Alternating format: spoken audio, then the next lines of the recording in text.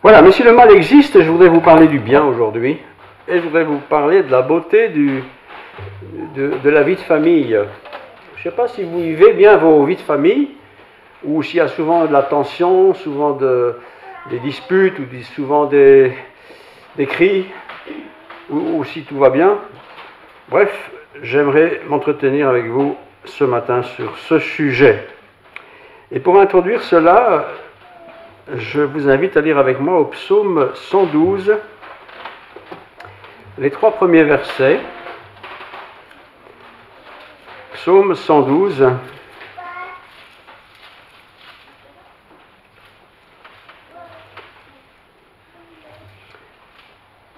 Voilà, psaume 112, 1 à 3.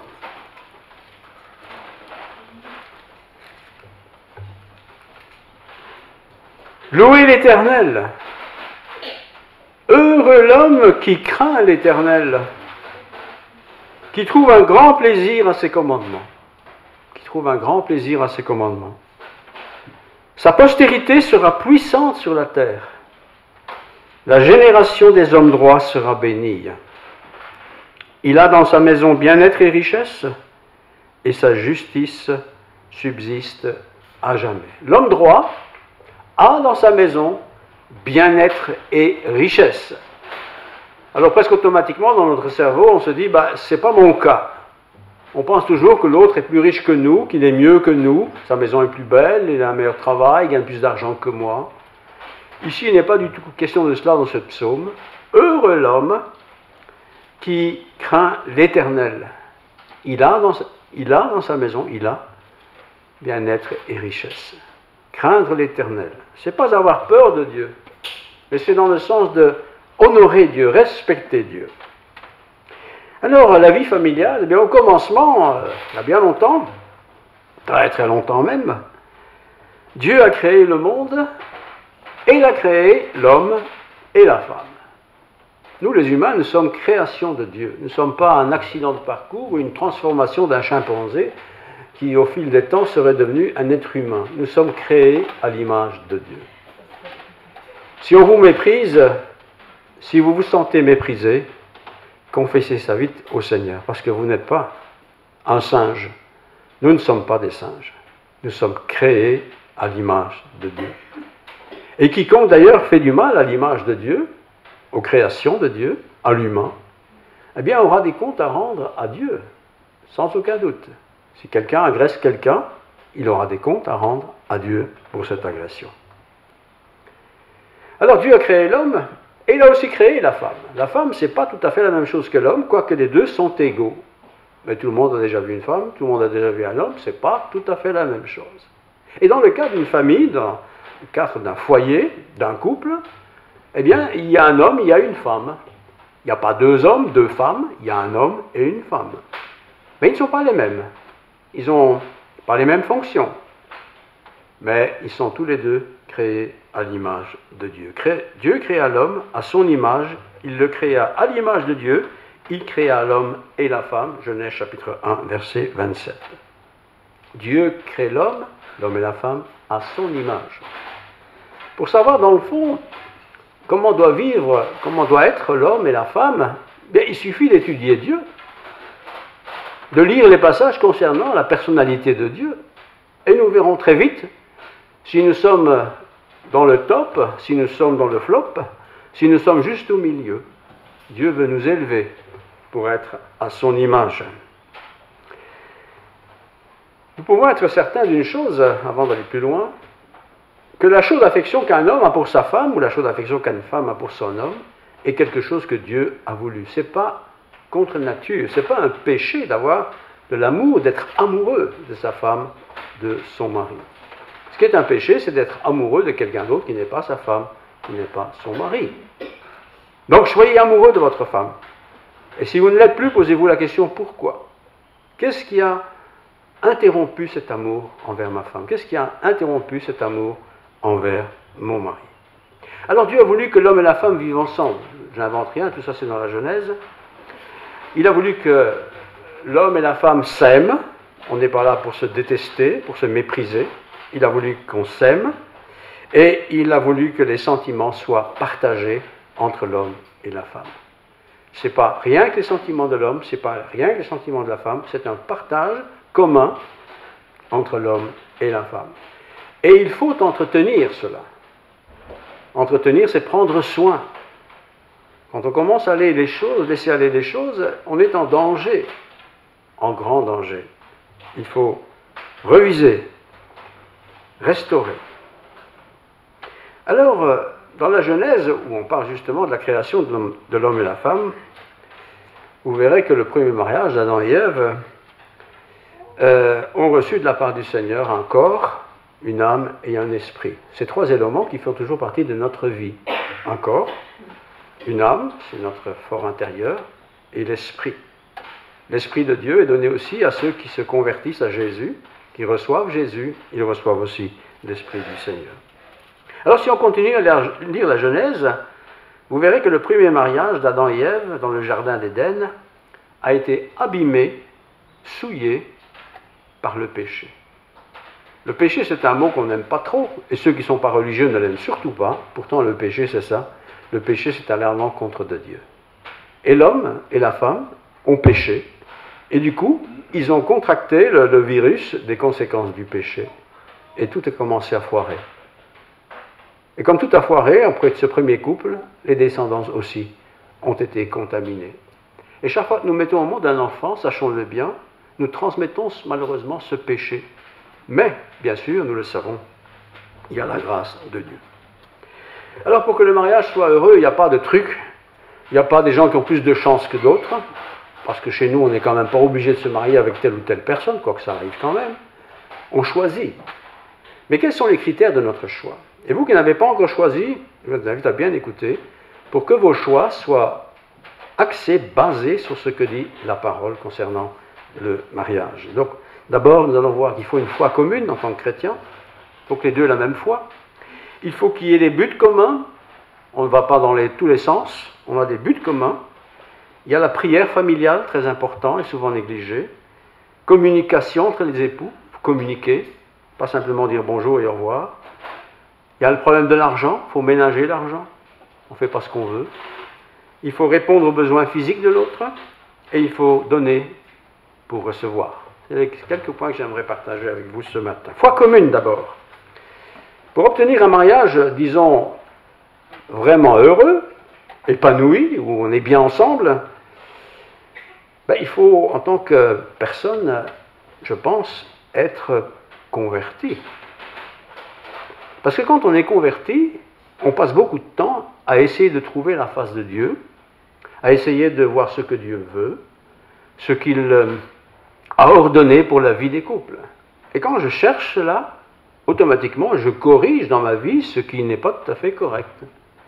Et si les deux le font, bien, ça aide beaucoup parce qu'on est à deux sur le même chemin pour éventuellement faire disparaître certains défauts qui sont parfois très, très marqués, très visibles, pour se tourner vers les qualités que Dieu veut donner. Alors aujourd'hui, plus que jamais, c'est la mode, on a des mariages mixtes. Bon, l'un est bouddhiste, l'autre est chrétien. Mais on s'aime. Alors ça va aller. Mais non, ça ne va pas aller. Pourquoi ça n'irait pas? Parce qu'on n'a pas les mêmes dieux. Le chrétien, il va s'intéresser au Dieu créateur. Le bouddhiste, il a beaucoup de dieux, lui. Il change de Dieu, selon les circonstances. Oui, mais on s'aime. Oui, tu t'aimes, d'accord, mais l'amour, c'est toute la vie. Et dans 10 ans, comment tu t'aimeras encore? Alors que lui a sa pratique religieuse et toi la tienne. C'est encore pire quand l'autre n'est même pas chrétien. Et toi, tu es chrétien. Qu'est-ce qu'il y a de commun? À part la nature humaine. Vous voyez? Bien réfléchir avant de s'engager. Qu'est-ce que l'autre croit? Qu'est-ce qu'il pense? Quel est son attachement? À quoi est-il attaché? Très, très important. Si toi, tu es chrétien, né de nouveau, c'est-à-dire qu'il a laissé Christ remplir ta vie, rencontre des autres chrétiens. C'est pas parce qu'il est chrétien que ça va aller tout seul. Mais rencontre des chrétiens. Et parmi ces chrétiens, sans doute le Seigneur va te guider vers celui qui pourra devenir ton mari ou ton épouse. Il n'est jamais la volonté de Dieu, écoutez bien ce que je vous dis maintenant, il n'est jamais la volonté de Dieu d'épouser quelqu'un qui n'est pas chrétien. Si tu es chrétien, si tu n'es pas chrétien, ça ne joue pas. Mais si tu es chrétien né de nouveau, c'est-à-dire que si tu as fait profession de foi, que tu as reçu le Christ, n'envisage même pas d'épouser quelqu'un qui ne soit pas chrétien. À coup sûr, tu vas te planter. On pourrait toujours dire, et d'ailleurs beaucoup le disent, oui, mais s'il se convertit. Ah oui, mais ça tu ne le sais pas. Le problème, c'est qu'il ne se convertit pas, tu vas être toute ta vie attaché à quelqu'un qui n'est pas croyant, ou pas intéressé par la foi. Et tu vas t'engager automatiquement vers des conflits. Déjà que c'est pas facile quand on est tous les deux chrétiens, alors vous pensez bien, quand l'un est chrétien et l'autre ne l'est pas, c'est compliqué. Il y a assez de chrétiens pour les chrétiennes, il y a assez de chrétiennes pour les chrétiens. Je pense que l'équilibre est là et il faut bien en profiter. Alors, l'apôtre Paul dit dans 2 Corinthiens 6, 14 ceci. Ne vous mettez pas, donc c'est la Bible, ne vous mettez pas avec les infidèles sous un joug étranger. Le joug, c'est le bois qu'on mettait sur le cou des animaux. Par exemple, 2 bœufs qui tiraient une charrue, il y avait un bois, et tous les deux tiraient la charrue. Si vous mettiez un âne avec un bœuf, ça ne marche jamais. Alors, ne vous mettez pas avec les infidèles sous un joug étranger. Car quel rapport y a-t-il entre la justice et l'iniquité? Il va fort, Paul. Qu'y a-t-il de commun entre la lumière et les ténèbres? Quel accord y a-t-il entre le Christ et Bélial? Et quelle part a le fidèle avec l'infidèle? Question évidente, réponse tout aussi évidente, il n'y a rien de commun. Et on peut toujours rêver en se disant, mais il peut se convertir. Je vais lui parler de l'amour de Dieu. Oh oui, il va t'écouter évidemment. Parce qu'il t'aime. Enfin, il pense qu'il t'aime. Et il t'aime certainement. Mais c'est toujours un gros risque que l'on prend et qui ne peut pas changer la vie de l'autre. Donc je dirais, si tu veux un jour faire alliance avec quelqu'un, et si toi-même tu es chrétien, chrétienne, cherche parmi les chrétiens. Laisse-toi trouver par des chrétiens. Pour que, en tout cas au niveau de la spiritualité d'un couple, et c'est essentiel, bien plus essentiel que simplement le physique, pour qu'au niveau spirituel, vous puissiez être en harmonie.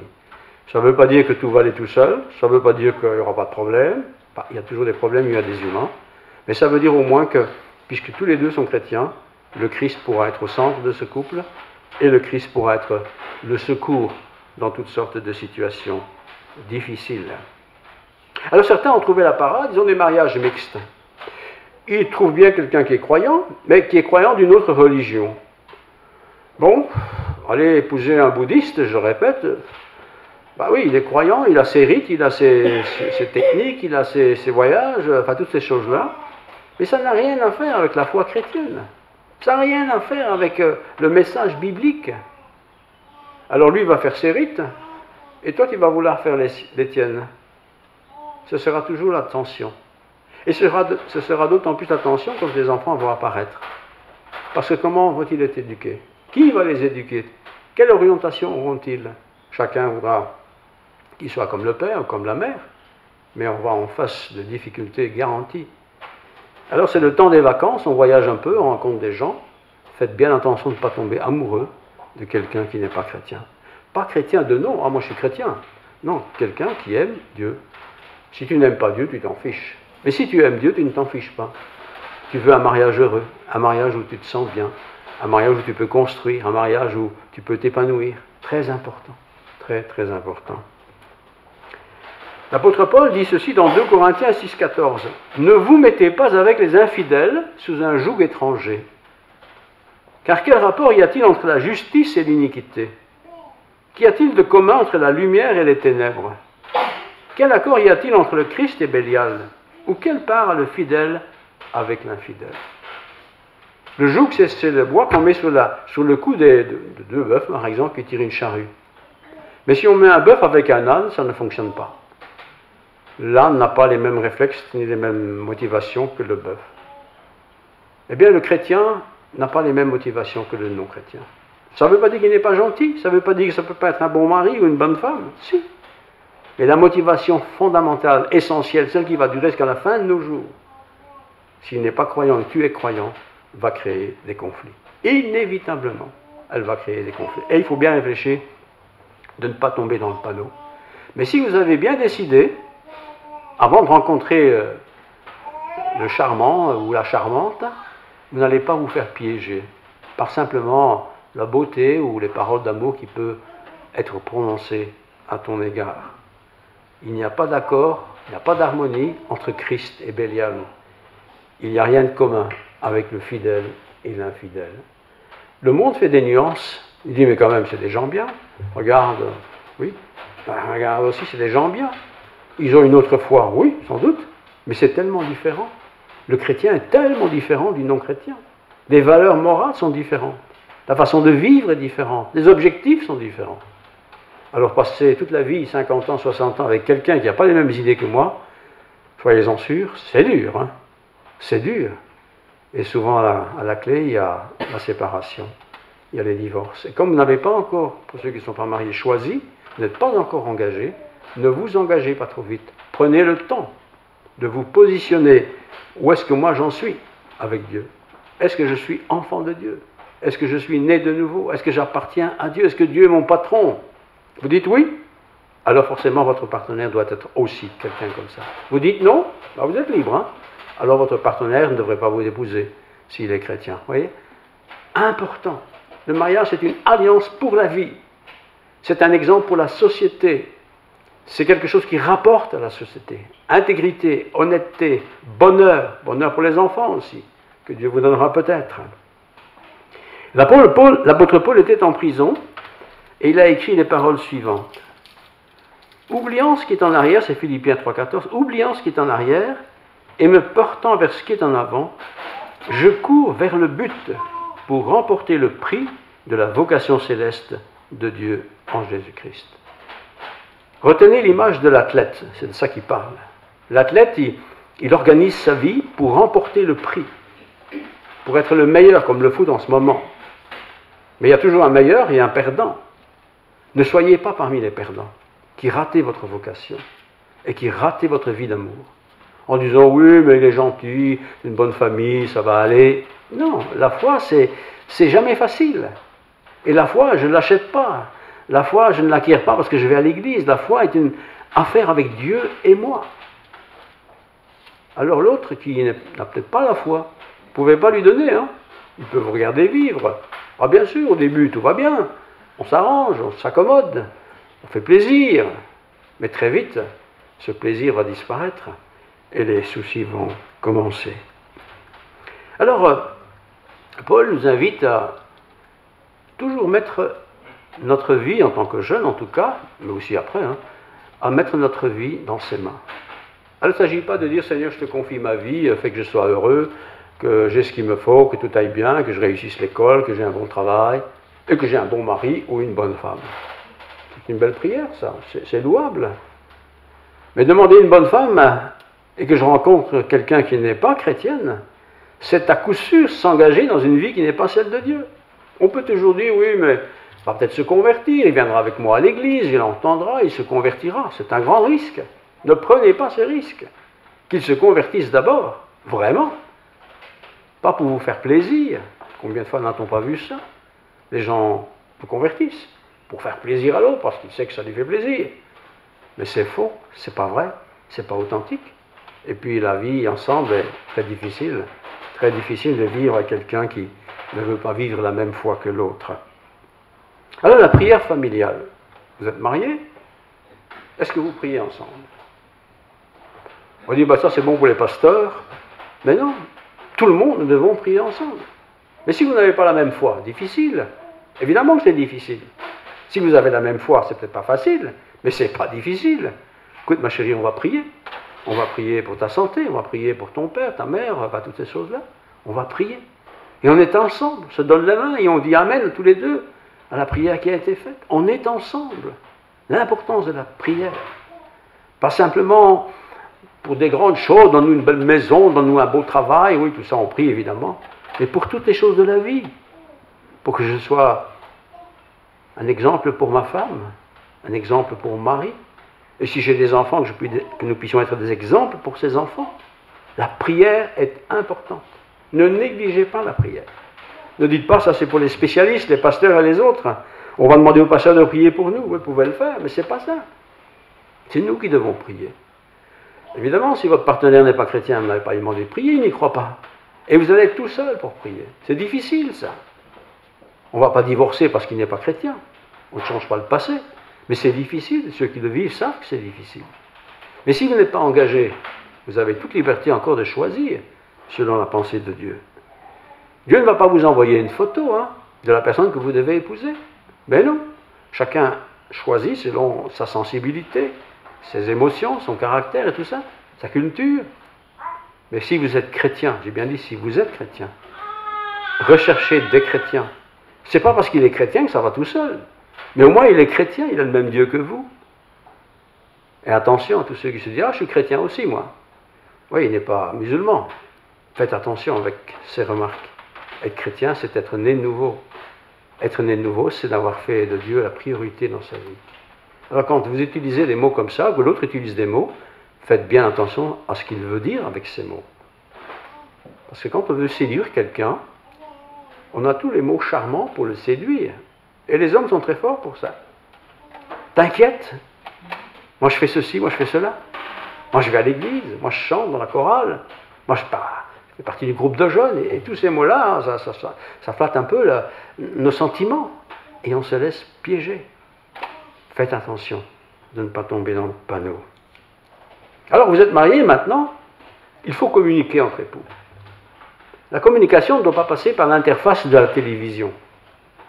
La télévision fonctionne tout le temps, mais vous ne parlez pas. Vous discutez sur l'émission, il n'y aura pas de problème avec ça, mais communiquez entre époux. On n'est pas là pour faire du blabla du matin au soir, bien sûr que non, mais on est là pour communiquer. Communiquer, c'est partager, c'est encourager, c'est fortifier, c'est aussi dire ses sentiments, dire ce qui ne va pas, ce qui ne va pas bien, ce qui est compliqué, les souffrances, les peines, les chagrins, les bonheurs, les joies. Communiquer. Pensez qu'en disant rien, ça va régler le problème, c'est de l'illusion, ça ne marche pas comme ça.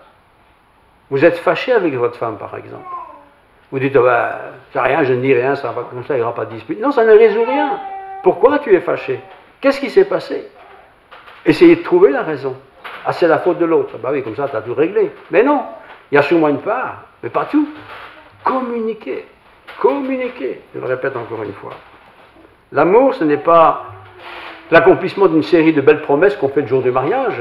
On se promet fidélité jusqu'à ce que la mort nous sépare. Tout le monde dit ça. Enfin, c'est le pasteur qui le dit d'abord, et vous dites oui. Mais communiquer. Ma chérie, vois que tu n'es pas en forme. C'est de ma faute, hein. Dites-le. Et si c'est de ta faute, dis pourquoi. Dis-le. Ne dis pas c'est de ma faute, point. Non, communiquez. On ne communique pas beaucoup entre hommes et femmes. Au début, oui. Mais très vite, le temps passant, on pense que l'autre devine tout ce qu'on sait, tout ce qu'on aime, tout ce qu'on veut. Communiquer. Communiquer. La communication.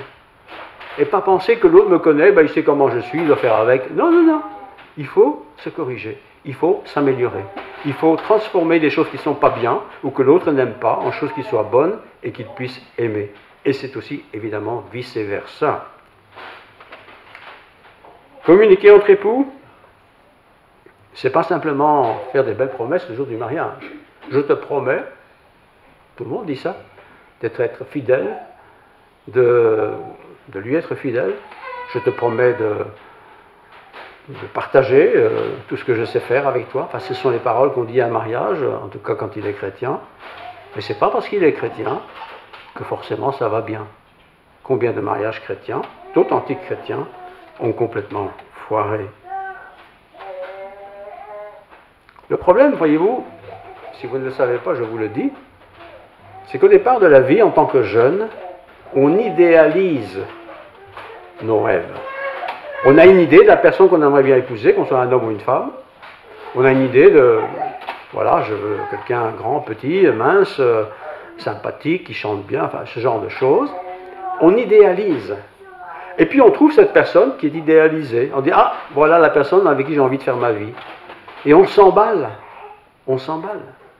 Alors qu'est-ce qu'il faut faire pour ne pas se casser la figure? Il faut prier. Il ne faut pas avoir peur d'aller consulter des gens qui connaissent l'autre. Pas des gens qui vont forcément le défendre à corps et âme, mais être honnête.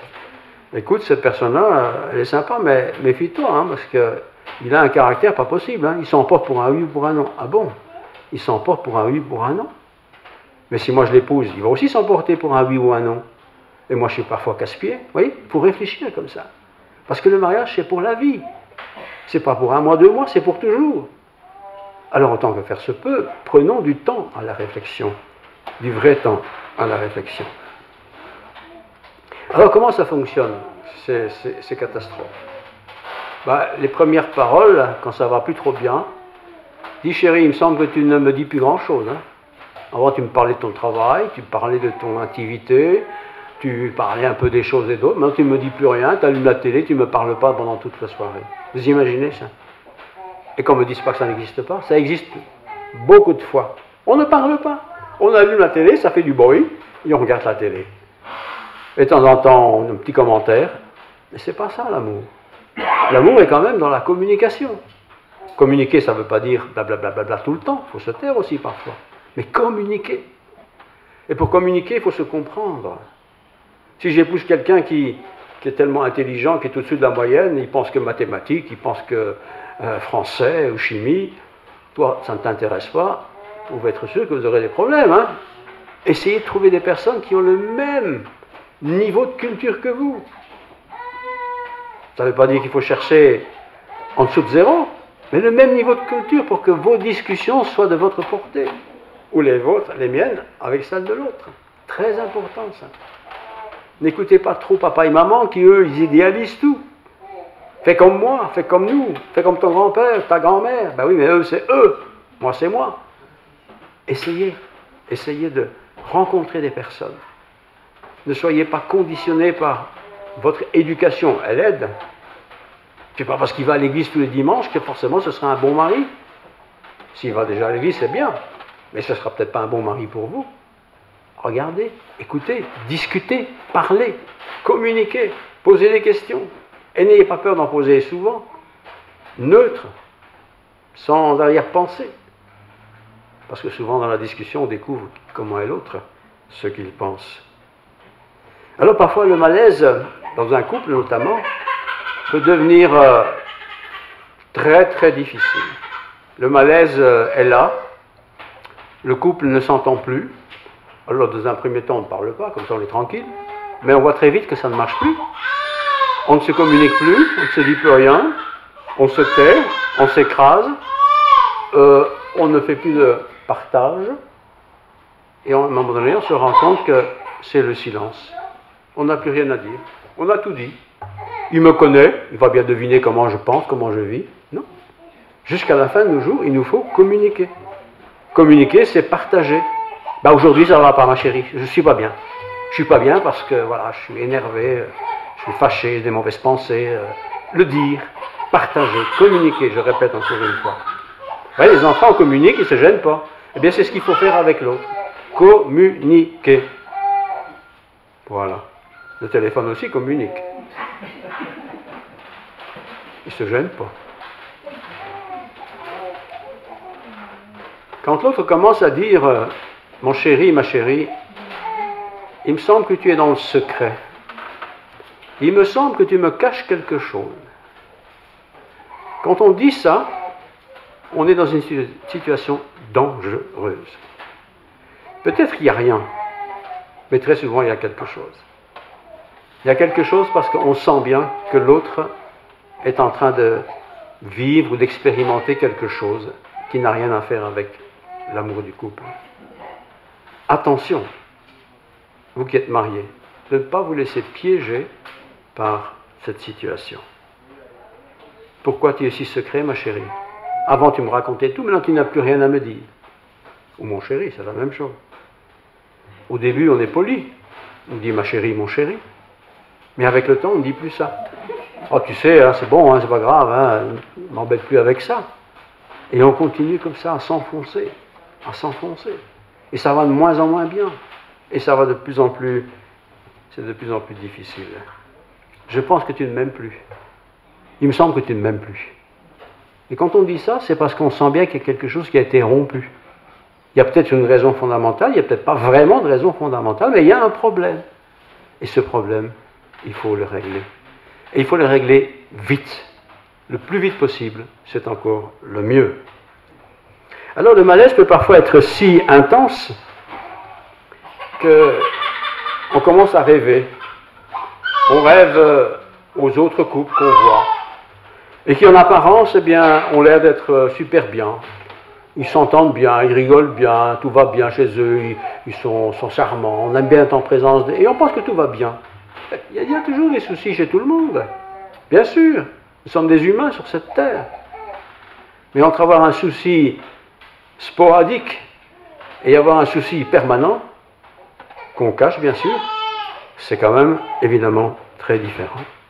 Un autre problème pour un mariage, je dirais heureux, réussi, c'est l'argent. On dit l'argent, qu'est-ce que ça a à voir avec le mariage réussi? Mais ça a tout à voir. Quand on n'a pas d'argent, on est bien sûr sous tension permanente. On ne peut rien s'acheter. Moi, je voudrais lui faire un cadeau, je n'ai même pas les moyens. Vous voyez, attention avec l'argent. Ne dépensons pas l'argent qu'on n'a pas. Principe. J'ai pas d'argent, je ne dépense pas. Comme ça, j'ai pas de dette. C'est une réalité, ça. Bien sûr, on ne peut pas acheter une maison sans avoir un prêt, mais ça, c'est la banque, ça va. Mais il y a beaucoup de bazar qu'on achète, on n'a pas vraiment besoin. Attention avec l'argent. Et quand on n'a pas d'argent, on dit, ah, c'est ça le fric. Le fric n'est pas sale, l'argent n'est pas sale. C'est une manière d'échanger, d'acheter, de partager. Apprenez aussi à être fidèles dans le Seigneur. Certains sont chrétiens, chrétiennes, ils aiment Dieu, et ils ne mettent jamais dans l'offrande. Parce qu'ils disent, ben, on n'a pas beaucoup d'argent. Faites l'expérience, donnez au Seigneur. Vous allez voir comment l'argent va changer. Non pas que vous en aurez plus, encore que ça peut arriver, mais vous allez dépenser autrement. Vous aurez fait la volonté de Dieu, et en plus, vous serez comblés d'avoir été selon le Seigneur. Le prophète Agé a dit ceci un jour, comme l'or et l'argent, donc l'argent n'est pas plus que l'or, ne saurait être mauvais. C'est Agé qui dit ça. L'argent et l'or n'est pas mauvais, c'est l'usage qu'on en fait qui est mauvais. Il y a des gens riches qui sont toujours endettés, et il y a des gens pauvres qui n'ont jamais de dette. Ils font un usage équilibré de l'argent qu'ils ont. Ne dépensez pas l'argent que vous n'avez pas, et vous n'aurez pas de tension. Si on dépasse plus que ce qu'on a, ou qu'on peut avoir, forcément ça va créer des tensions. Forcément ça va créer des tensions. Et quand il y a des tensions, on n'arrive plus à raisonner d'une manière sereine. Et les disputes sont encore là, une occasion de se manifester. Ménagez l'argent, faites attention. Encore deux choses. Répondre aux besoins physiques de l'autre. On pense parfois qu'en tant que chrétien, bon c'est bon, hein, on a flirté quand on était jeune, marié, c'était bien, maintenant on est un peu plus âgé. Non, il y a un besoin que l'autre a. Et l'homme doit rendre à sa femme ce qu'il lui doit. Et la femme doit rendre à son mari ce qu'il lui doit. C'est Dieu qui l'a voulu ainsi. Il faut partager. Il faut partager l'amour. L'amour est aussi quelque chose qui se fait à deux. Pas à trois, bien sûr, à deux. Donc n'ayez pas peur de partager entre vous. 1 Corinthiens 7, 1 à 7 est un texte que je vous invite à lire. Et je vais le faire parce que vous l'aurez oublié, parce que ce genre de texte, on ne le lit pas trop. 1 Corinthiens 7, 1 à 7. Voilà. Vous êtes prêts? Écoutez bien, c'est la parole de Dieu. Pour ce qui concerne les choses au sujet desquelles vous m'avez écrit, donc vous avez posé une question, je pense qu'il est bon pour l'homme de ne point toucher de femme. Attention à ceux qui veulent toujours chipoter les femmes. Hein. Il est bon de ne pas toucher de femme. Toutefois, pour éviter la débauche, que chacun ait sa femme et que chaque femme ait son mari. Ça, c'est pour éviter la débauche. Que le mari rende à sa femme ce qu'il lui doit. Il y a un devoir de l'homme envers sa femme, de même la femme envers l'homme. Et que la femme agisse de même envers son mari. On ne peut pas dire, moi je fais ce que je veux de ma vie, c'est mon corps, l'autre tant pis pour lui. Non. On doit communiquer, on doit partager, on doit faire attention au désir de l'autre. Très très important. Très très important. Ce n'est pas la femme qui dispose de son corps, c'est son mari. De même, ce n'est pas le mari qui dispose de son corps, c'est sa femme. Ne vous privez pas l'un de l'autre. Ne vous privez pas l'un de l'autre. Si ce n'est d'un commun accord. Il faut être d'accord tous les deux. Afin de vaquer à la prière, puis retourner ensemble. De peur que Satan ne vous tente en raison de votre manque de maîtrise. Satan nous connaît bien. Et lorsqu'on refuse à l'autre disons franchement, de coucher ensemble, pour toutes sortes de raisons, et surtout quand il n'y a pas de raison, on donne l'occasion à Satan de nous tenter. Faire attention. Dieu a créé chacun de nous, hommes et femmes, avec des besoins auxquels il nous faut répondre. Puis dernier point, donnez et vous recevrez. Ne jamais oublier ça. Luc 6, 38, donnez et il vous sera donné. On versera dans votre sein une bonne mesure, serrée, secouée et qui déborde, car on vous mesurera avec la mesure dont vous serez servi. Et je termine par une autre lecture, dans 1 Corinthiens 13, 1 à 7. Vous connaissez bien le texte, bien sûr, je vous le redis quand même. C'est la clé de voûte d'un mariage heureux. 1 Corinthiens 13, 1 à 7. Quand je parlerai les langues des hommes et des anges, ça veut dire que si je parle luxembourgeois, français, espagnol, américain et tout ce qu'on veut, si je n'ai pas l'amour, je suis un airain qui résonne. Ou je suis une cymbale qui retentit.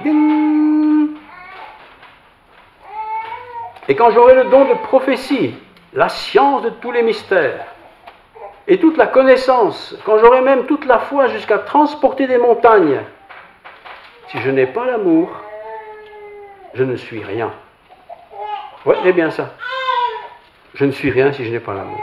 Vous pouvez être un savant, un génie, un économiste, tout ce que vous voulez. Si on n'a pas l'amour, je ne suis rien. Et quand je distribuerai tous mes biens pour la nourriture des pauvres, quand je livrerai même mon corps pour être brûlé, si je n'ai pas l'amour, cela ne me sert de rien. Cela ne me sert de rien. L'amour est patient, il est plein de bonté, l'amour n'est point envieux, l'amour ne se vante point, il ne s'enfle point d'orgueil, il ne fait rien de malhonnête, il ne cherche point son intérêt, il ne s'irrite point, il ne soupçonne point le mal, il ne se réjouit pas de l'injustice, mais il se réjouit de la vérité. L'amour excuse tout, croit tout, espère tout, supporte tout. L'amour ne périt jamais. Les prophéties seront abolies, les langues cesseront, la connaissance sera abolie, car nous connaissons en partie et nous prophétisons en partie. Mais quand ce qui est parfait sera venu, ce qui est partiel sera aboli. Quand j'étais enfant, je parlais comme un enfant, et maintenant que vous êtes devenus des adultes en tant que chrétiens, raisonnez, parlez comme un adulte rempli de l'Esprit Saint. Alors voilà ce que je voulais partager au début de ces vacances. Peut-être qu'en façade, faites beau genre, j'espère que le genre est vrai. Mais peut-être c'est un peu d'attention là. Peut-être vous n'avez plus beaucoup d'attention pour l'autre, subissez, voilà, c'est la vie, on ne sait rien faire, c'est comme ça. Eh bien moi je vous dis que c'est toujours possible. Si j'attends que l'autre change tout, il n'y a pas grand-chose qui changera. Mais moi je peux changer des choses, c'est ma responsabilité, c'est ma possibilité. Alors si je dois le faire, je vais le faire. J'aime bien dire, il ne s'agit pas de devenir une carpette devant l'autre. Une carpette c'est un tapis, c'est pas ça qu'il faut faire. Mais il faut parfois s'humilier. S'humilier, c'est dire oui. Souvent je me suis pris parce que je ne suis pas. Souvent j'ai peut-être méprisé l'autre en disant qu'elle était grosse, qu'il était gros, qu'il était mal rasé, enfin toutes ces choses-là quoi. Attention à toutes ces paroles-là. En temps normal, on n'est pas vite blessé, mais quand on n'est pas bien dans sa peau, on est vite blessé par toutes sortes de choses comme ça. Faire attention. Dieu veut que nous soyons heureux, frères et sœurs. Et moi, bien sûr aussi, je veux être heureux avec vous. Alors s'il y a un problème, réglez le problème. N'attendez pas l'année prochaine, c'est aujourd'hui le bon jour pour faire le bon choix. Ce ne sera pas que lui n'était pas conscient de tout ce qu'on vient de dire, mais vous l'avez entendu. Et vous pouvez déjà démarrer par une bonne chose. Alors un petit conseil très pratique, essayez de vous rappeler, essayez, ce qui fait vraiment, vraiment, vraiment plaisir à l'autre. S'il dit, moi j'ai envie d'aller en Amérique, ça c'est peut-être un peu exagéré, mais il y a sûrement des choses plus proches de nous qui lui fait vraiment, vraiment plaisir. Mais que vous n'avez jamais voulu, auquel vous n'avez jamais voulu porter attention. Réfléchissez. Et la surprise sera d'autant plus grande que cette chose que l'autre attend sera la surprise. Et la surprise peut-être qui va renouer, reconstruire le couple. Nous sommes mariés pour la vie, nous avons tous fait ces promesses au mariage. Fidèles jusqu'au bout. Tous, nous avons fait ça. Catholiques et protestants, on le fait. Alors que ce soit vrai. Et on n'est pas appelé à vivre toujours en guerre, en tension. C'est pas marrant ça. C'est marrant pour personne. Et surtout pas pour les enfants. Mais voilà, la vie est comme ça. C'est parfois compliqué, il y a parfois des tensions, c'est vrai. Mais on peut changer ça. Que Dieu nous aide. Que Dieu vienne à notre secours. Amen. Prions. Seigneur, merci pour ta parole. Il y a tellement de sujets différents et variés. Et l'amour est un sujet difficile. Nous avons tous besoin d'amour. Nous avons tous besoin de recevoir de l'amour et d'en donner. Mais nous sommes si égoïstes. Nous sommes si regardants à nous-mêmes. Nous pensons toujours que l'autre doit faire un effort. Mais l'effort vient peut-être de moi. Peut-être, je n'en sais rien, tu le sais. Mais nous ne voulons pas simplement que l'autre change. Nous voulons aussi changer.